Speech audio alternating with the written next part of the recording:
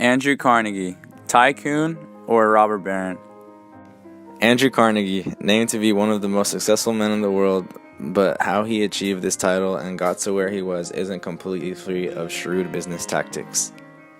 Coming from a low-class family, Andrew Carnegie climbed his way up through the social ranks to becoming the leader of the steel industry and left a huge impact forever, changing the U.S. economy for the better.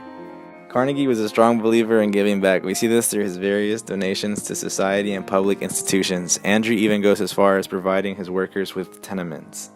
Was Andrew Carnegie the tycoon that most people have praised him to be? Andrew Carnegie had many child workers that were subject to dangerous working conditions. Not only was the work putting their health at risk, the amount of the hours working were very long and harsh.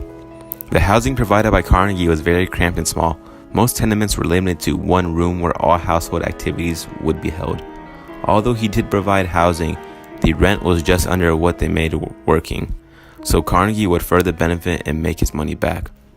The workers have tried to protest and take a stand against Carnegie's unfair tactics. This ultimately got the workers nowhere.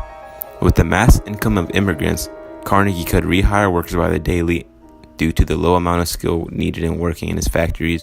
As if the work was not already cruel, Andrew Carnegie had instilled blacklists, yellow dog contracts, lockouts, and guards. All these actions were to try to keep the workers in line and obedient. The only way he was successful was through social Darwinism, which basically means survival of the fittest. This made others want to go up against one another, making it to be very competitive. Andrew Carnegie was very successful in his company, was always at the top of the business world. Not only that, but at the same time, he managed to shut down businesses that were smaller than him. At this time, our city, state, and national governments are in need of reform. Corrupt political machines are controlling our city governments. Monopolists like Andrew Carnegie are using their wealth and power to influence politicians to favor his business.